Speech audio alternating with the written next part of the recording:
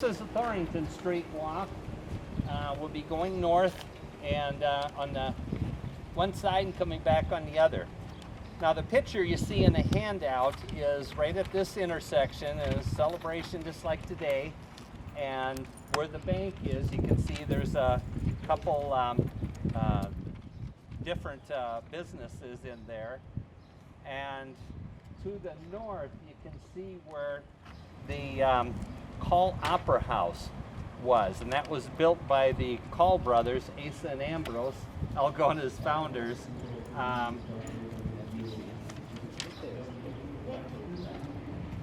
They built the Opera House in 1892, and it was used for a lot of things, from plays in the community to school events, school productions, and political speechifying, things like that. So it was quite well used. And let's see, in 1916 it was converted to showing movies, and in 1929 a state-of-the-art speaker system was put in. It was like one of the best in the country. And then in 1887 it burned. And it happened that there was another theater, hard to believe, but on this same block just north of it, probably where the lawyer's office is, there was another theater called the Iowa Theater. It was considerably smaller, and that's where they showed movies for the next several years until it burned. Apparently showing movies was a dangerous thing. Yes. And 1954, the Algona Theater was built down there on Main Street, the one that we are familiar with as the old theater. It's currently the Axe House. So let's move on north here, and I'll try and talk as I go. North Orington was once the main street of the city. Along here were a lot of the businesses, and further on is where a lot of the wealthier people in town lived, and they liked being within walking distance of their businesses. And several of them had, like lawyers, whatever, they would have their offices right in their house. So it was known as Silk Stocking Street, or the richest street in town. Now through the years, many of the stately homes have been destroyed by fire. And then during the Depression hit, and with that being so hard on the economy, and then World War II, when the soldiers came home, there was a big demand for housing. So a lot of the big house owners supplemented by letting out, using their house for rentals also.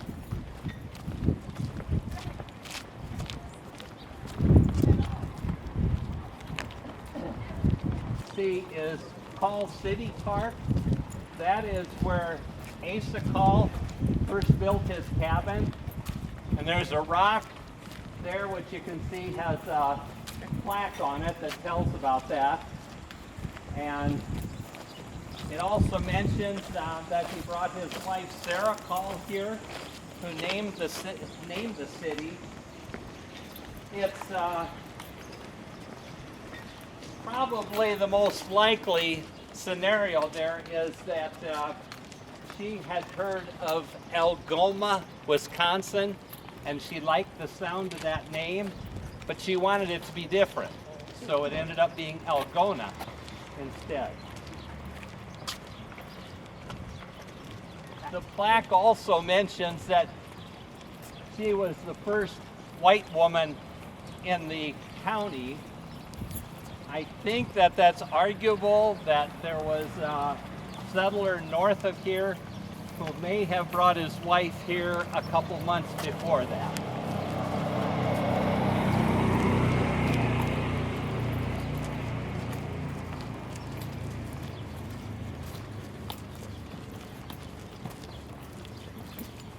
Now Asa Call lived with his wife Sarah there for several years. First they lived in a cabin, and then later they replaced that with a nicer home. And later that was replaced with what would be called a grand home, such as the one on our left here. Now, this one, let me see. I guess we ain't going to talk about that one yet. Further beyond that, actually, Call's property extended to the north and to the east. And Dodge Street over there, some of you are familiar with going north on Dodge Street past the school, and then the street kind of narrows and shifts a little to the left.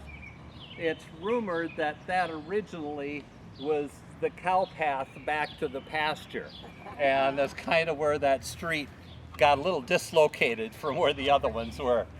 But Asa Call owned the property back where the next couple houses sit. The sandstone block exterior on 316th North Thorington has a plaster interior, and there's also an identical house to this up at Burt. Some of the windows have beveled glass, and previously it had a wraparound porch that got bad enough that they took it off. So, and then the next house is 322 North Orington. That's a Victorian house that features an oak foyer and oak winding stairway, a parlor, fireplace, and maid's quarters, and with a separate stairway from the kitchen, a back way on up to the upstairs. Richard Palmer worked for the railroad and built the house. During the Depression, it became a boarding house, and postal workers from the Milwaukee line clear down on the end, the train would stop and they'd walk up here and stay in that house. And there are still room numbers upstairs in that house, yeah. So it's kind of neat. Now we'll shift back over to this house. This is 305 North Orington. The house was built by Ambrose Call. Asa was across the street there, and when he was living in his middling house before he built the big one, Ambrose built this Call, which is considered probably the first grand house in Algona. And the house originally had a large porch wrapping around it also. You can imagine how beautiful that would have been. And it has 5 bedrooms and a beautiful mahogany stairways. Now this is the house between this one and the next one. You'll probably hear people refer to them as the Chrysalis Houses. If people remember the Kershilis store or stories of the Kershilis store. Theo Kershilis lived in this one for a time, and while he was here, you can see around back there's a small house back there, and he built that for his faithful cleaning lady, and it was sold in 1945 and made into apartments, which it is today. Yeah.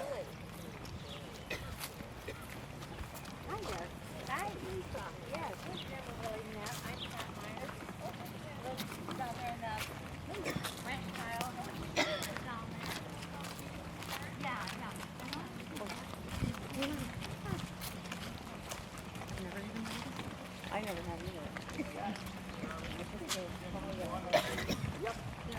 Today? Are you hopping in?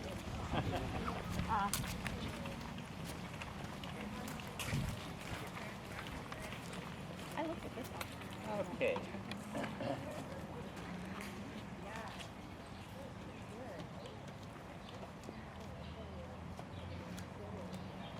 Here's a picture you can hand around. It shows the house earlier, and that picture shows a time when the sunroom there was an open porch instead. Get it? Yeah, thank you.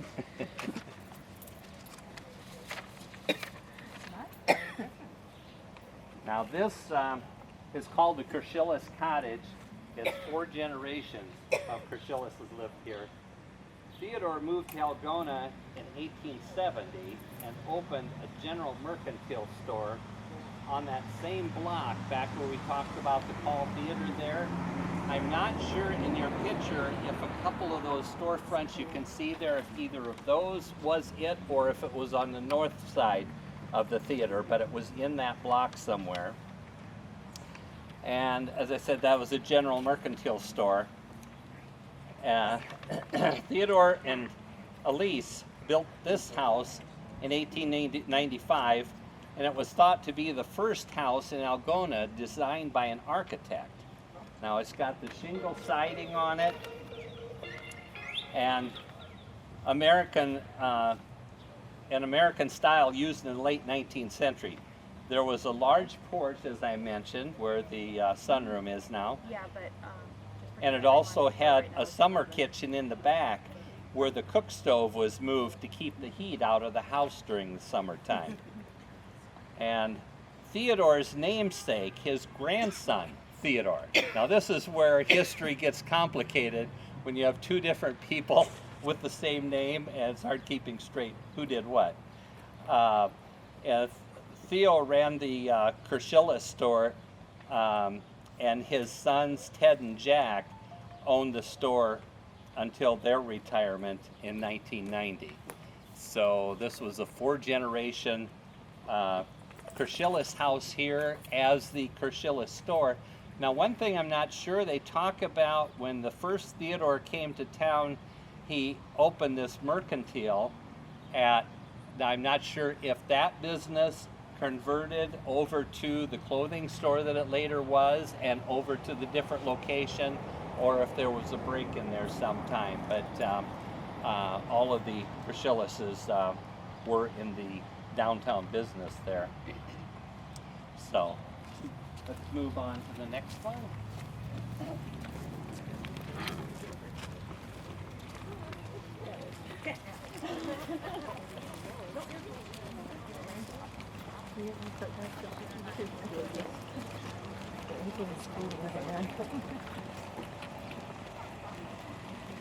It's got a nice little garage in the back. That was for the horses and the carriage. And up on top there's upstairs where the hay is.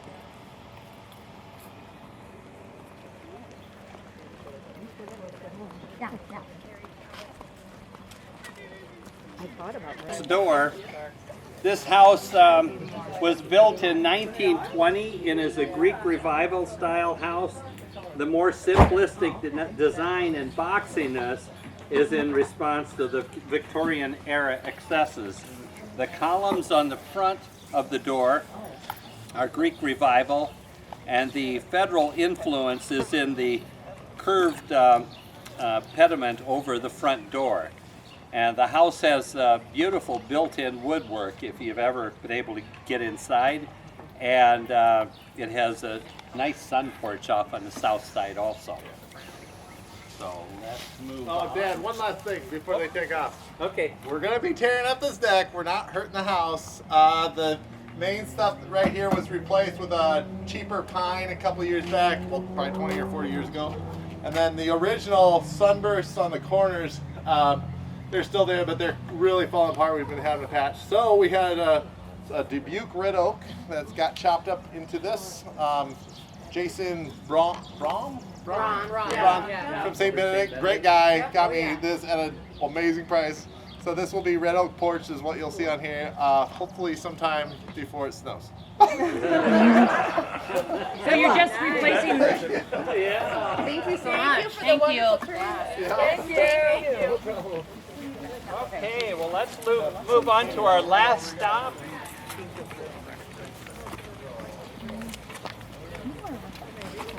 Yeah, no, you were like, hey, first you on you, but I don't know. Got a little bit of booze, a little bit, yeah, a little bit of strawberry. You're no longer needed.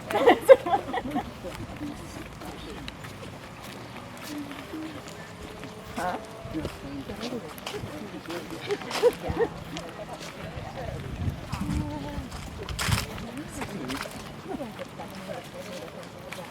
You would have been like, oh, yes, yeah.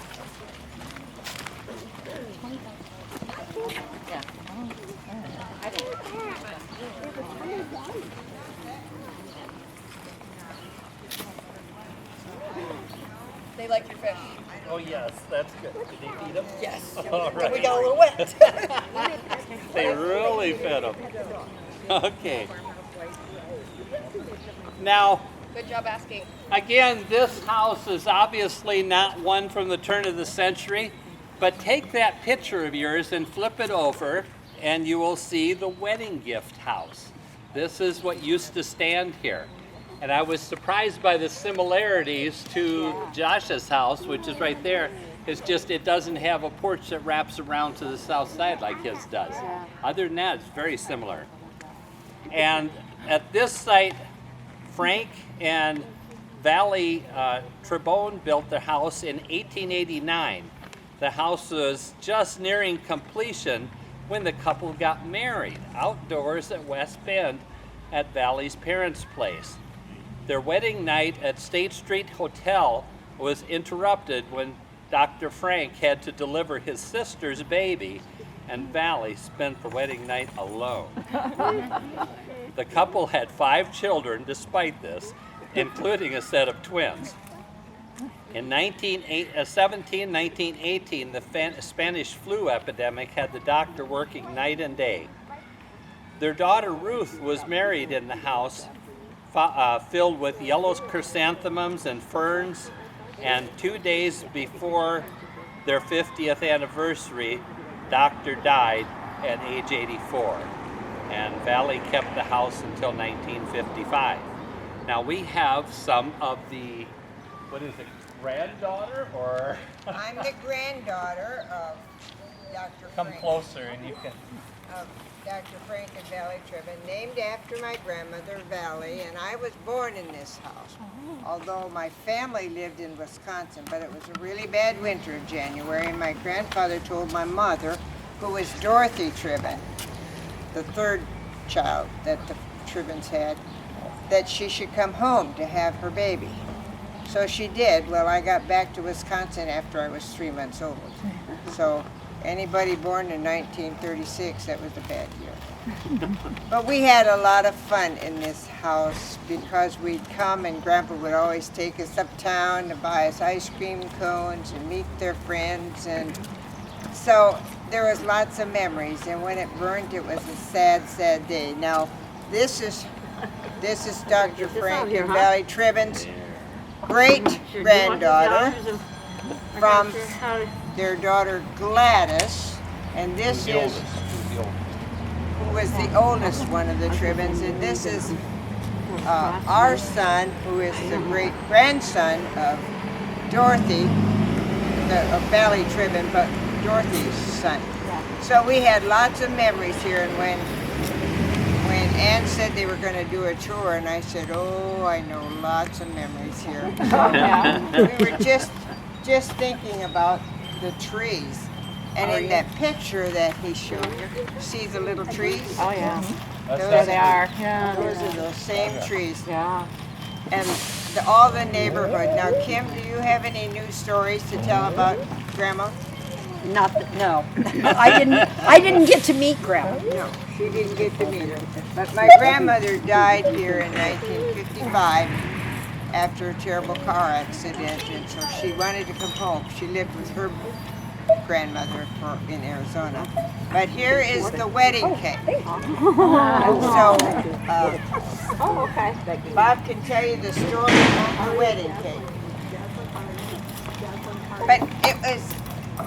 But we still have some of my grandfather's medicines that he patented, or I call it patent. And you know what? Those old cures still work. Yeah. Even though my son sometimes smile at me when I say, oh, I'm going to put Grandpa's salve on there. He graduated from the University of Iowa with a medical degree in 1892. Oh my goodness. Yeah. And practiced here for 44 years. So That's awesome. that was, Yeah.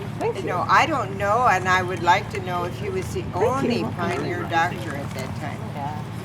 But I never knew that Thorington Street was the aristocratic street. Until I read it in the paper, and I thought, no wonder they lived in those fancy houses all up and down there. I have some of Dr. Frank's books. I have some of his, I have a history collection of his books. Come and get a piece of cake, otherwise Ann and Bob have to eat it all by themselves. That's wonderful. See is Call City Park. That is where Asa Call first built his cabin. And there's a rock there which you can see has a plaque on it that tells about that. And it also mentions that he brought his wife Sarah Call here, who named the city. It's probably the most likely scenario there is that she had heard of Algona, Wisconsin, and she liked the sound of that name, but she wanted it to be different. So it ended up being Algona instead. The plaque also mentions that she was the first white woman in the county. I think that that's arguable, that there was a settler north of here who may have brought his wife here a couple months before that.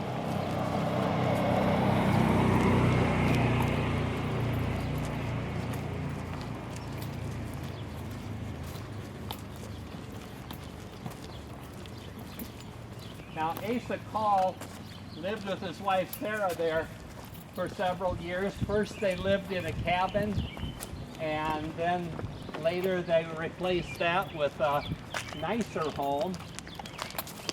And later that was replaced with what would be called a grand home, such as the one on our left here. Now, this one, let me see. I guess we could talk about that one. Yeah. Further beyond that, actually, Call's property extended to the north and to the east. And Dodge Street over there, some of you are familiar with going north on Dodge Street past the school, and then the street kind of narrows and shifts a little to the left. It's rumored that that originally was the cow path back to the pasture. And that's kind of where that street got a little dislocated from where the other ones were. But Asa Call owned the property back where the next couple houses sit.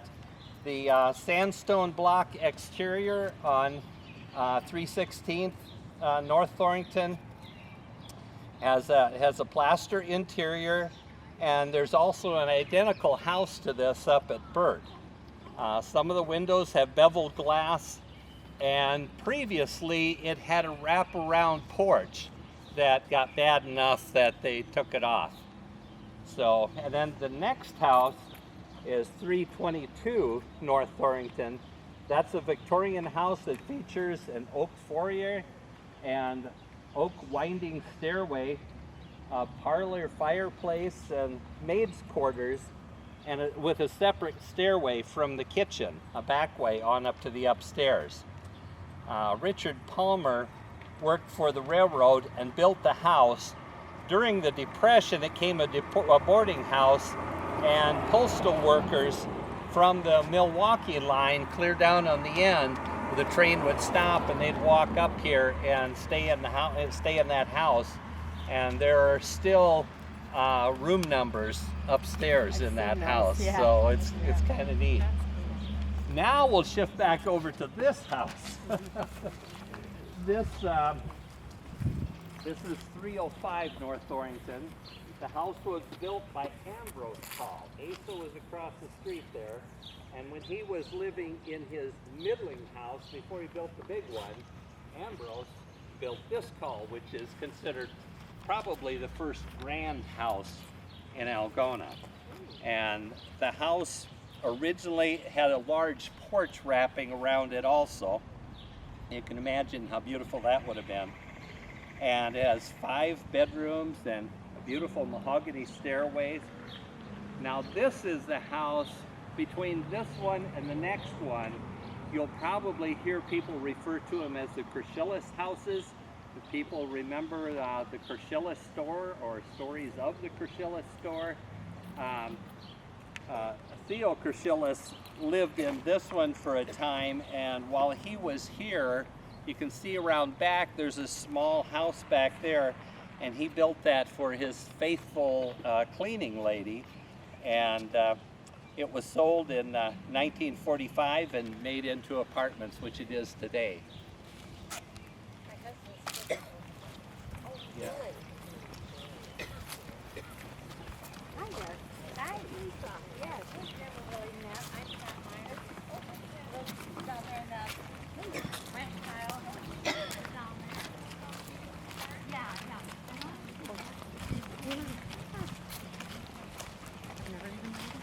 I never have either.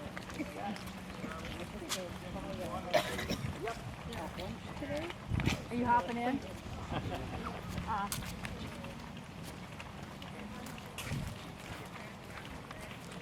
I looked at this one. Okay.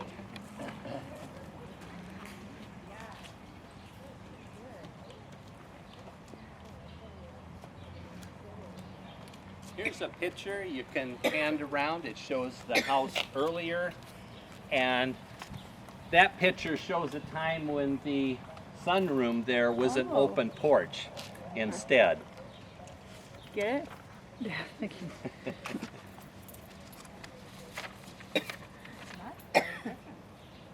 Now this is called the Kershilis Cottage.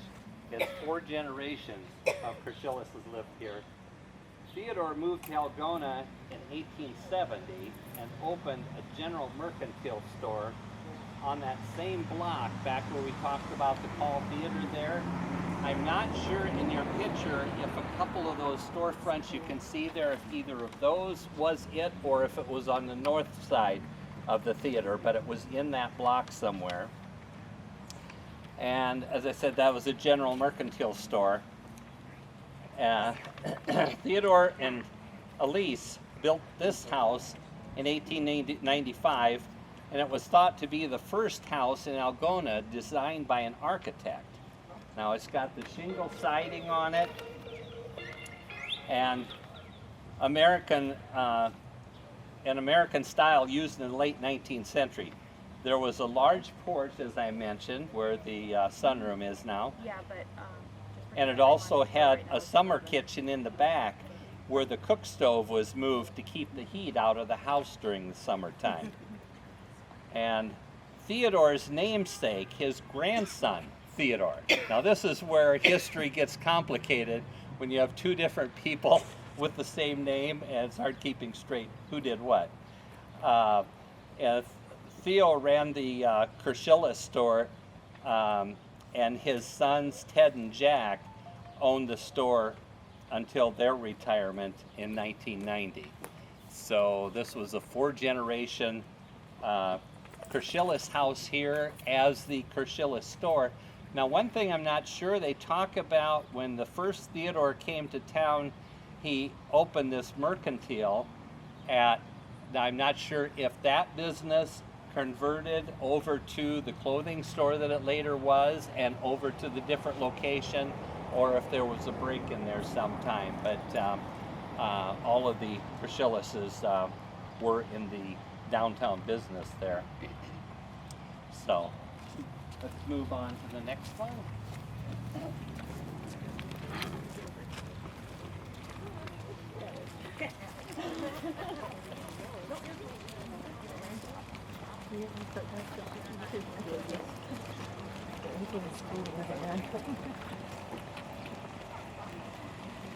It's got a nice little garage in the back.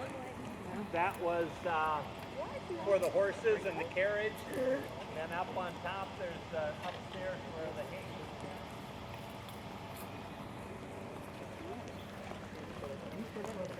yeah, yeah. I thought about it. About, this is where we live. This house is Italianate architecture with the arches over the windows. You can see Italianate is basically Roman architecture. It goes back to that time. And we highlighted them with painting them. And where the house is in need of a little tuck pointing. I just did that over the front porch earlier, and this area here needs a little care too. So one thing I really wish people would know is never paint brick. Brick needs to breathe. I really wish this house would not have been painted. How does that affect the inside? Or does it? Or? It doesn't. It's more the outside. What happens is when the brick get wet and can't get rid of the moisture, that it freezes and the front pops off. And you see just a few places where there's some brick that broke. So you don't want that. Anyway, this house, it was built by Mr. Benham for his wife when he came back from the Civil War. So that pretty much dates the time in the early 1870s. And he had survived a gunshot in the war, but the bullet was still in him. And he ended up dying 8 years later of lead poisoning. So then this house was sold by his wife. Well, that would be nice. Well, hey, thank you. Yep. It was sold to E.V. Sweeting, and E.V. Sweeting was an attorney in town, and he had his office in here. Now this was actually the main door at one time, and then the house was added on to where the bend is here. But it must have been just shortly after it was built when they decided to add on to it, because it's done with the same brick and the same brickwork.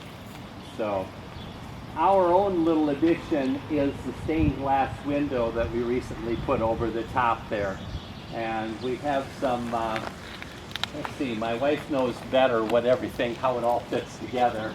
It's like Benham is like, I think, river or river valley, so that's kind of built into there. And let's see, Sweeting also is something about a meadow, so those both fit really well.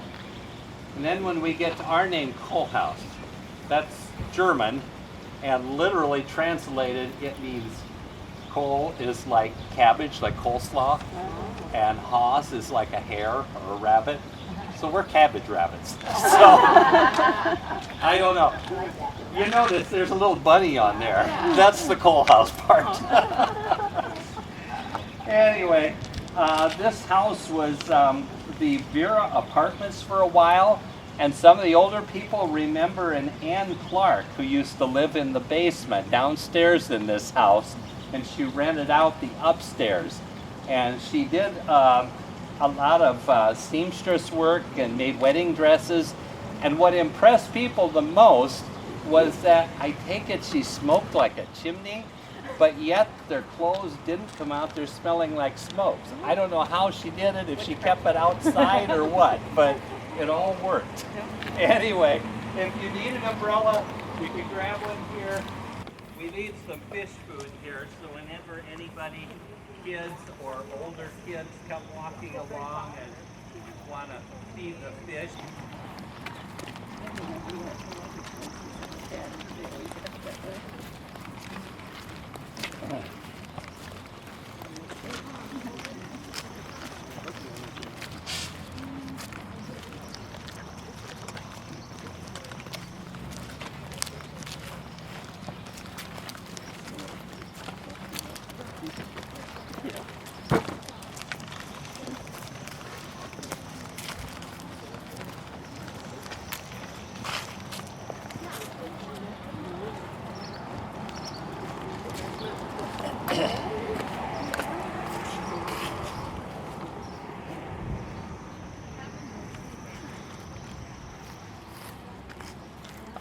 Okay, we're going to stop here a minute. This is obviously not a turn-of-the-century house, but this is the location where David and Susie Haggard had built their house, where they had lived. And when David was a teenager, he assisted his father as one of the original surveyors of the county. And back in 1854. After fighting in the Civil War, David returned to Algona and in 1881, and he served as mayor in Algona in 1886. And the Haggard Toogood Trust, the funds that fund many fine art projects in Kossuth County, was established by David and Susie's daughters, Barbara Haggard and Ellen Haggard Toogood. So this is the location where the Haggards grew up. So let's move on.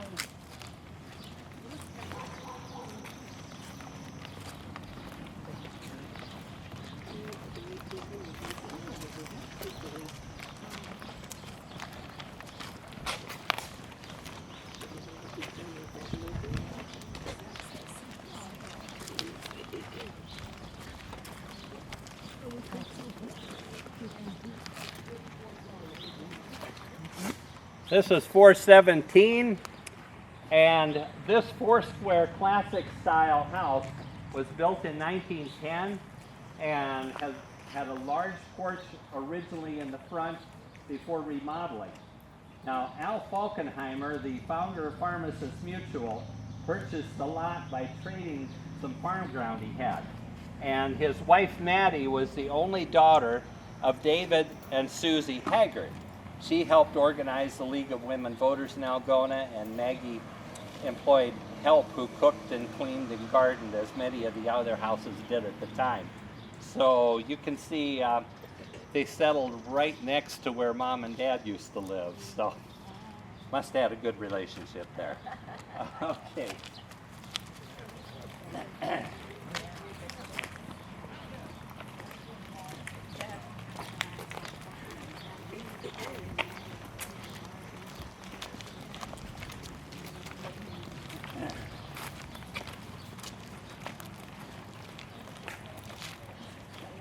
And this is 503. This Carpenter Gothic Cottage is one of the oldest residences in Algona. The west portion, now if you can kind of look through the front of the house, the back portion of the house was built actually about the same time that ours was back there. So the two of them, I'm not sure which one's really older, but the back portion of this one was built back then. And so the back portion of the house and the kitchen date back to the Civil War, and the front was added in the 1900s. And Charlie Murtaugh, politician and president of Security State Bank, purchased the house in 1912. And his brother Ed Murtaugh, who we'll be talking about later when we get down to the corner of Oak Street down there. So if you remember, when they talked about this being Silk Stocking Way, you know, it's like, yeah, the wealthy people, the bankers, and the people who started Pharmacists Mutual, and, you know, they all lived along this route. Does anybody live here now? Yes, this is John McGuire. Yeah. He, as far as I know, he works out Pharmacists He does. Mutual. He's going to be retiring. Okay. But I yeah, thought he was no. still out there. Yeah. I don't believe he's related to McGuire's in town, though. He's I think so, yeah. he came Indiana in. transplant. Yeah.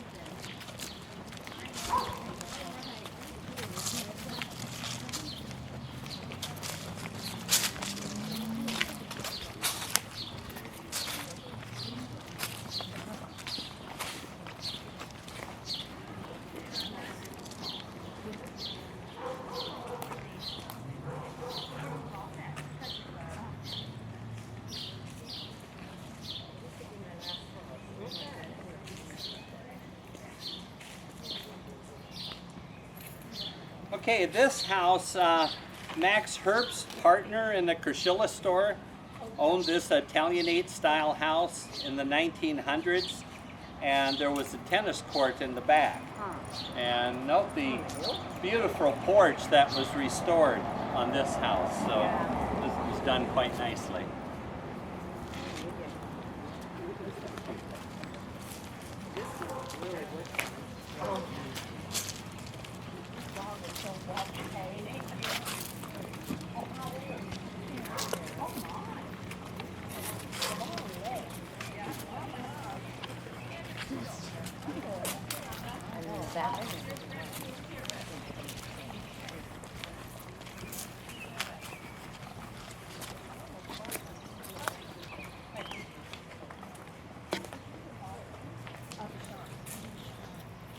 This home is a craftsman style.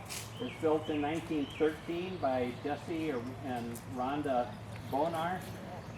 Jesse was a lawyer and maintained an office in the house, and he served on the as Algona city attorney for several years. And the house originally featured a porch on the north side, and then recently this pergola was added. And as you know, probably quite a few of you know, a lawyer lives there now. You know, we'll just have to tell him he'll have to apply for the Algona city attorney because, you know, it kind of goes with the house. So. Oh, okay. All right. One more. Okay. You got it somewhere else. Yeah,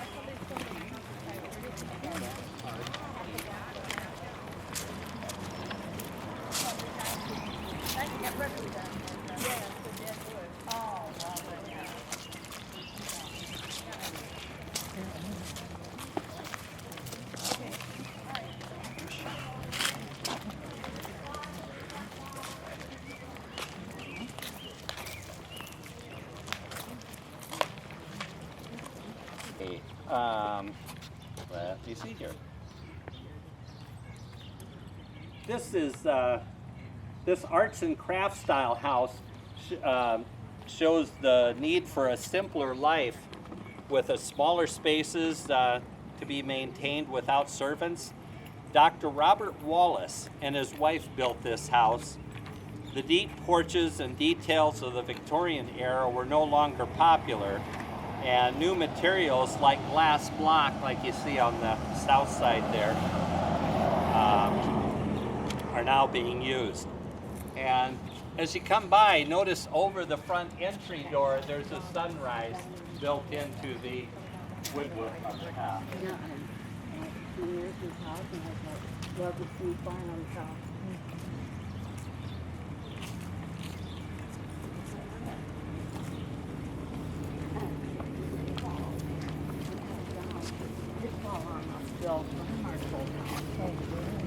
But it doesn't look great front.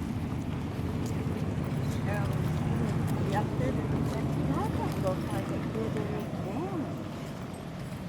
Or damage to the street.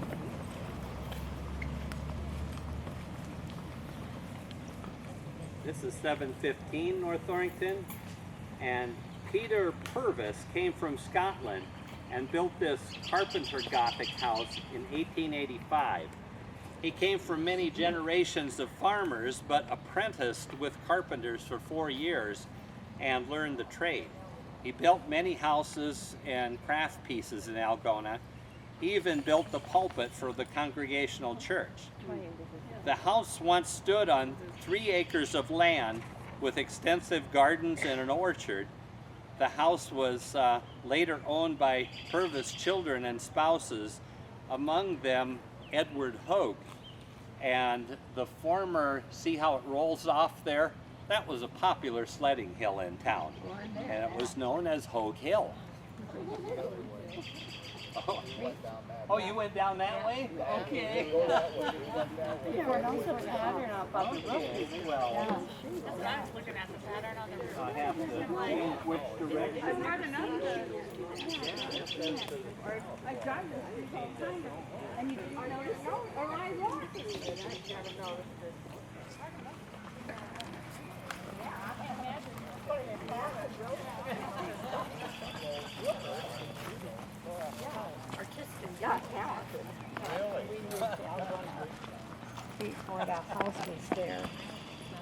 Oh, that's quite the slope. Okay, I have it on good authority that they sledded to the north, not the south. That is a good hill. Yeah, that house there wasn't there, so they went as far as they could to the north. Okay.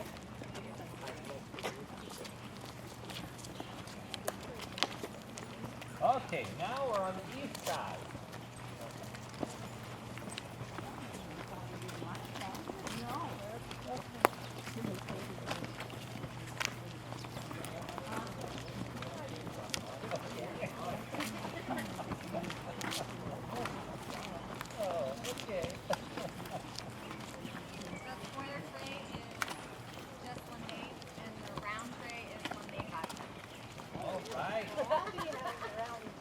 The round tray is lemonade vodka, just help yourself. And the square tray is just lemonade. All right, time for refreshments here. This house is owned by Scott and Jody Rath now. And I'll tell you a little bit about it before. Just lemonade, lemonade vodka. In 1886, William Eilers bought the Dingley Pharmacy in partnership with Otto Falkenheimer. Eilers was from New York and was experienced in hardware, and Falkenheimer worked for Dingley and was liked by everyone. The Algona Upper Des Moines, May 16th, stated the Eilers house is a cottage house after the style of the Kershilis Cottage. You remember the Kershilis Cottage we talked about, the little gray one? This one looks like that, just a lot bigger. So it's kind of that same style.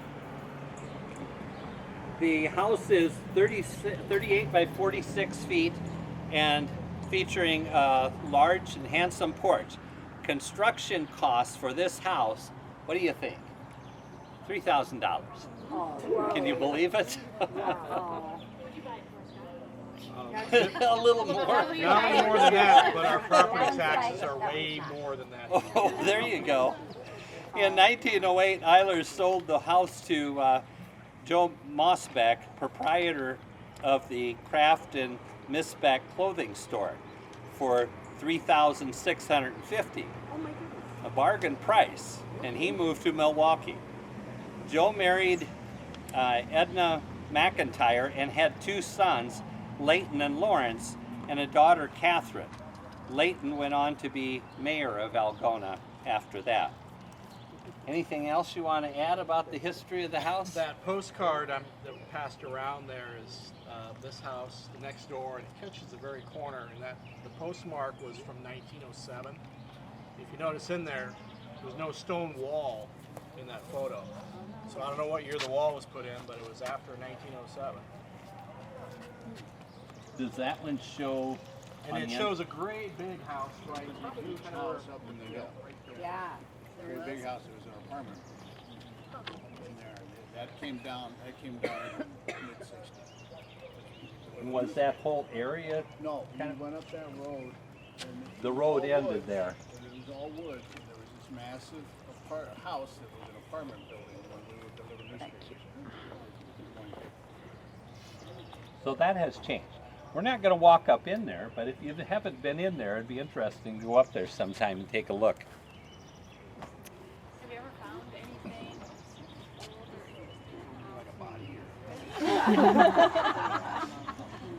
No, not. I mean, it's been redone, but you know, we found some Algona stuff around different places to bring back to it. So that's a street sign from here, the old style ones. I found in Square Lake of all places. Oh, really? So there's a lot of details you can pick up in this postcard. This house is pretty much the same. That one is very similar Oh. to what it used to look like. Is this already passed around? No, is this one going for $3,000 also? Throw a zero there. Next house here. Thanks, Scott and Jody. Yes, yes. And the base? Here's a house that was recently restored.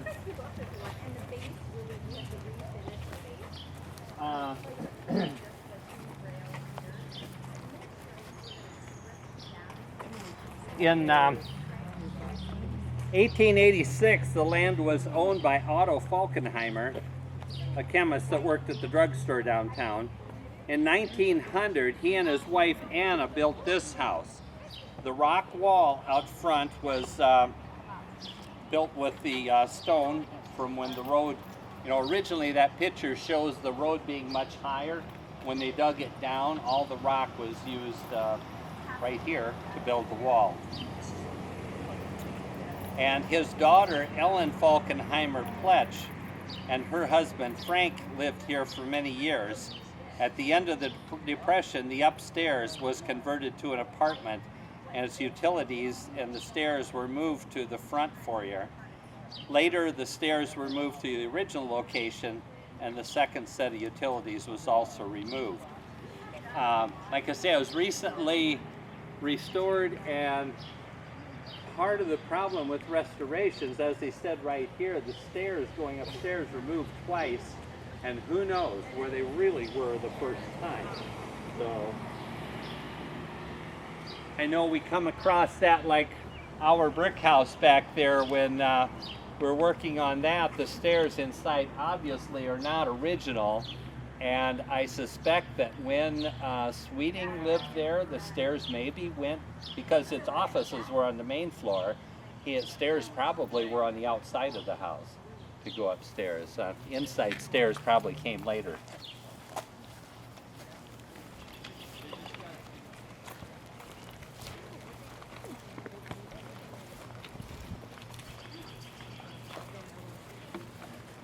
Here's the house where Tom Stroud moved into now. Well, that's who's living now? Which one? This one? Yeah. Absolutely. I'm with you. Okay, if you remember the Carpenter Gothic house where we said that it was one of the oldest houses, the back part, and then they built the new part, that was owned by Charlie Murtaugh. And Ed Murtaugh, his brother, built this one in 1915, Ed and Marie. And the house has a ballroom up on the third level, which you call the attic. It has a hardwood floor and was used for dances back in the day. When did you say this one was built? 1950? 1915. 15. Yes, it's not that young. And Ed was the owner of the Country Savings Bank, which was located on State Street. And the marble that was used in the house is the same as what was used in the bank at the time. And the grounds included an extensive tennis court and gardens on the east side that Marie tended. When Ed lost his banks in the Depression and later died in 1936, Marie was able to keep the house until 1945 by taking in boarders. And the boarders were usually teachers and young professionals. So, yeah, probably some of the main features, other than it's just beautiful inside, but they got this nice sun porch both up and down on the south side. And as I mentioned, up on the third story, they have a dance floor. And there's one other building in town that also had that, and that's the funeral home. I'm trying to think what street that's on, but it's there by the Carnegie Library. That funeral home also has an attic with hardwood floors, and I've danced in that one. You're dating yourself. Yeah. No, actually, they had a party once, and they said, let's go up there and just do this. Oh.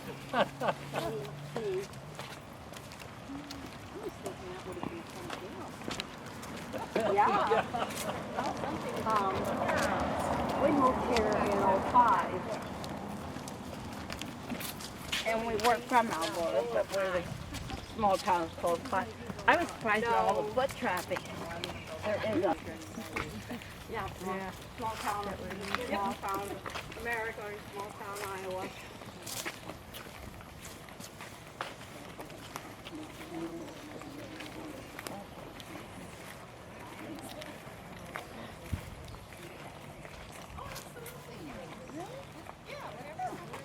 Got the whole system working, huh?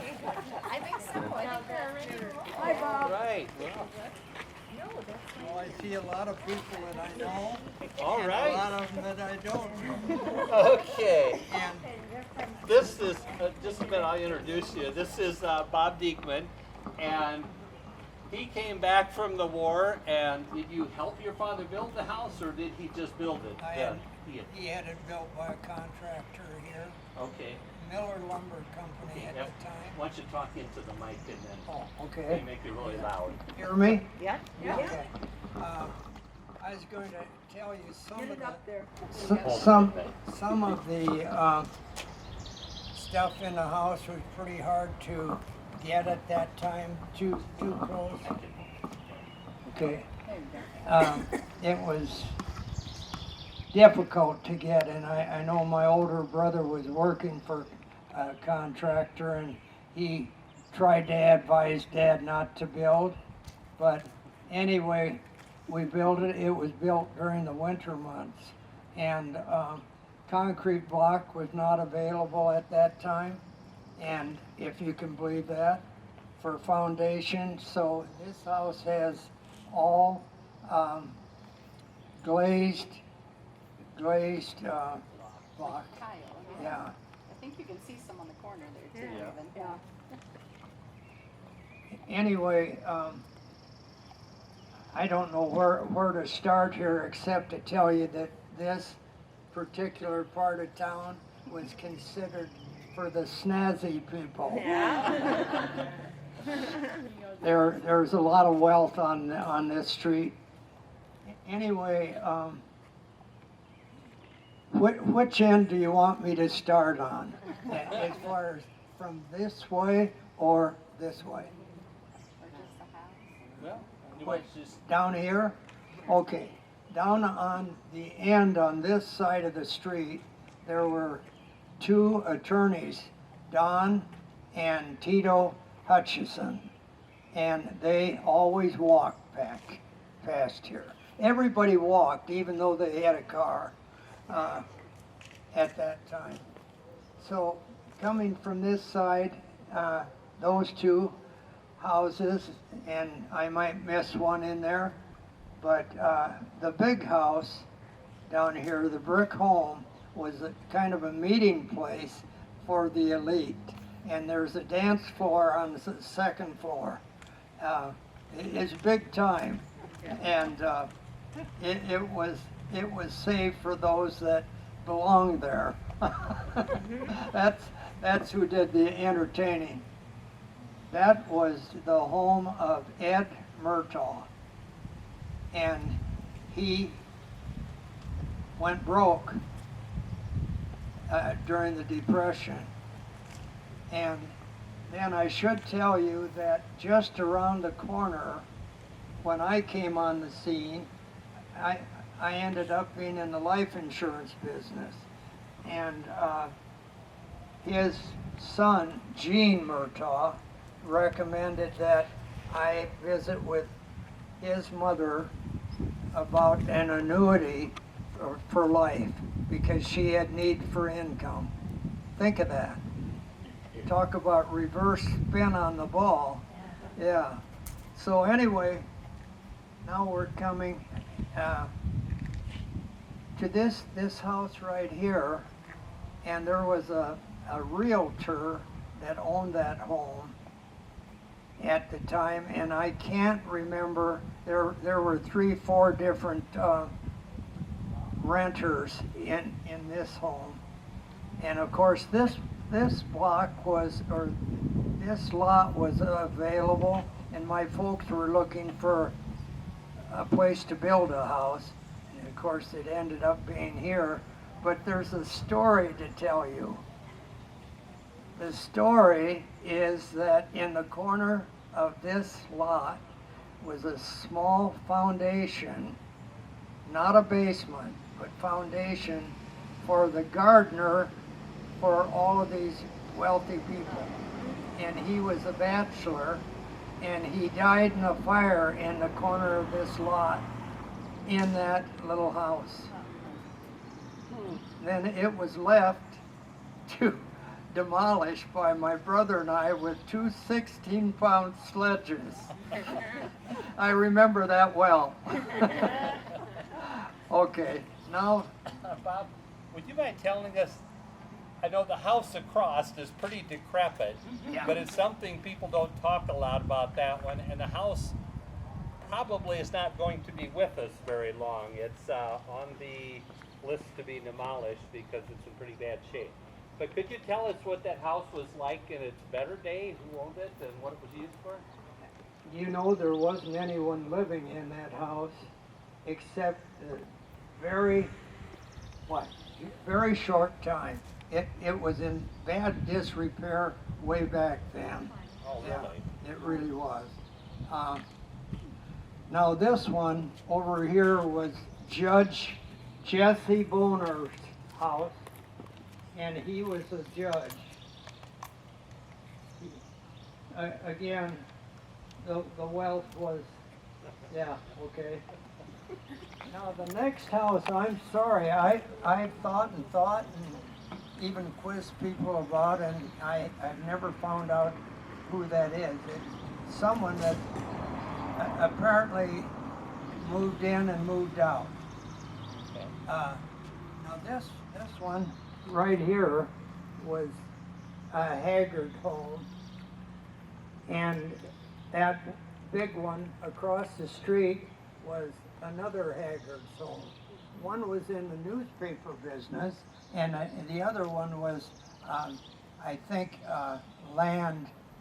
You know, he was probably real estate or something. But Barb Haggard and this gal over here were fast friends. Yeah. Okay, now this house right here was built afterwards, and it's a beautiful home that was built, I think, by McGuire. McGuire's See, we'll talk son-in-law. about that one Okay. next. So Okay. anyway, thanks for your information, Bob, and Ann will be by later with some more people. So thank you so much. Okay. The rest of them up here, Yeah. Well, they'll come later. yeah, we kind of talk about those as we go. So thanks so much. That was it.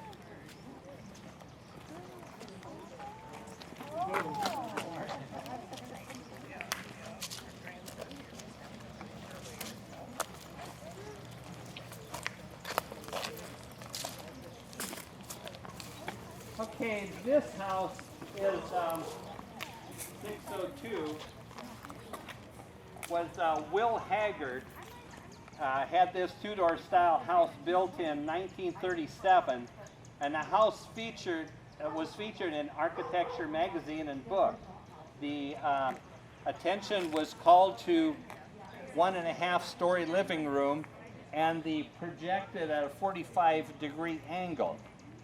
The roof of this section of the house is carried so low that the windows are treated like dormers.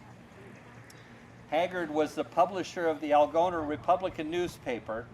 A bachelor most of his life, he married his housekeeper, Sigrid, very late in life. And they are buried together in Riverview Cemetery.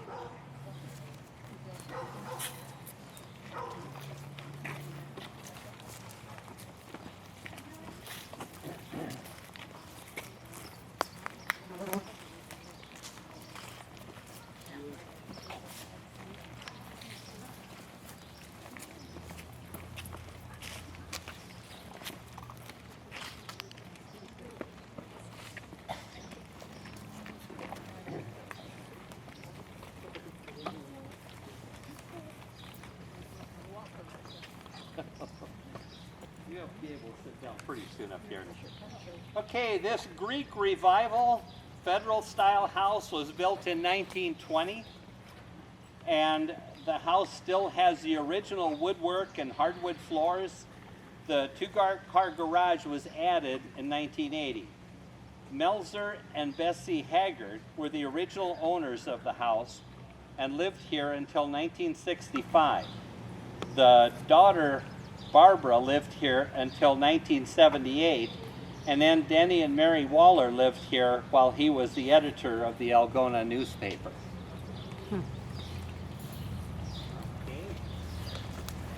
this is the new McGuire house here, which we're moving to. At my house there.